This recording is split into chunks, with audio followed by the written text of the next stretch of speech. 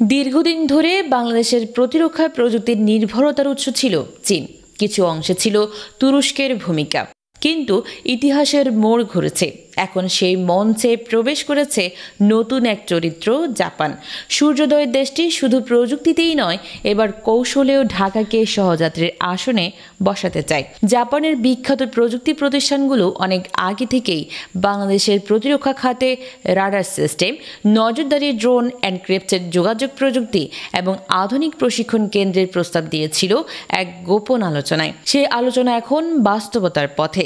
বাংলাদেশ বুঝতে পেরেছে চীনের উপর একচেটিয়া নির্ভরতা ঝুঁকিপূর্ণ। পাশ্চাত্যের আস্থাও অর্জন করতে হবে। টোকিও এখন সেই সেতু, যার উপর দাঁড়িয়ে গড়ে উঠেছে নতুন এক ভূরাজনৈতিক সমীকরণ। জাপান যে সামরিক সরঞ্জাম সরবরাহের প্রস্তাব দিয়েছে, তার মধ্যে রয়েছে এমন রাডার যা যে কোনো অচেনা গতি চিহ্নিত করতে সক্ষম, হোক তা আকাশে বা সমুদ্রে; এমন নজরদারি ড্রোন যা সীমান্তের প্রতিটি নিঃশ্বাস শনাক্ত করতে পারে; এমন এনক্রিপ্টেড যোগাযোগ ব্যবস্থা যেখানে বিদেশি নজরদারির সুযোগ নেই; এবং এমন প্রশিক্ষণ কেন্দ্র যা আগামী প্রজন্মের স্মার্ট সৈনিক তৈরির কারখানা। প্রশ্ন উঠছে, এই প্রযুক্তি কার বিরুদ্ধে ব্যবহার হবে? জাপান ও বাংলাদেশের নিরাপত্তা বিশ্লেষকদের মতে এটি বহুমুখী হুমকির মোকাবেলায় ব্যবহারের উপযোগী, যেমন বঙ্গোপসাগরের নিরাপত্তা, ভারতীয় সীমান্তের রোহিঙ্গা সমস্যা, চোরাচালান এবং ঢাকার অভ্যন্তরে সক্রিয় রাষ্ট্রবিরোধী গোষ্ঠী।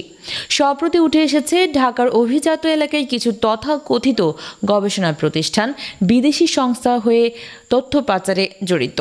তাদের সঙ্গে জড়িত কিছু মিডিয়া ব্যক্তিত্ব নজরে এসেছে।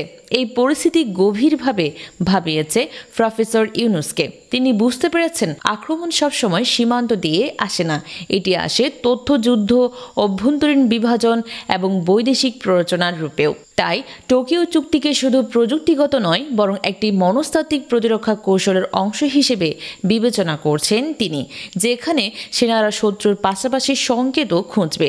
জাপানি কৌশলবিদদের মতে বাংলাদেশ হচ্ছে সেই কৌশলগত জায়গা যেখান থেকে ভারতের একাধিপত্য চ্যালেঞ্জ করা সম্ভব এবং চীনের বেল্ট অ্যান্ড রোড উদ্যোগের ভারসাম্য আনা সম্ভব।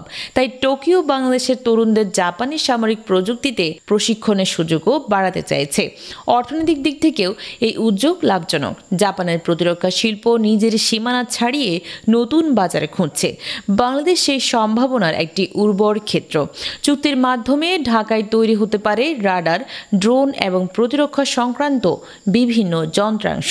29 মে টোকিওর নিক্কেই ফোরামে যখন বিশ্ব নেতারা অর্থনৈতিক কৌশল নিয়ে আলোচনা করছেন, তখন একটি নীরব ঘরে মুখোমুখি বসেন দুই নেতা, প্রফেসর ইউনুস এবং জাপানের প্রধানমন্ত্রী শিগেরো ইসেবা। শত্রু সবসময় বাইরে থাকে না, আমাদের চোখ এখন সীমান্তেই নয়, অভ্যন্তরেও প্রহরী। এখন প্রশ্ন একটাই, এই চুক্তি কি শুধুই একটি প্রতিরক্ষা সমঝোতা, নাকি এটি একটি আসন্ন শীতল যুদ্ধের আভাস?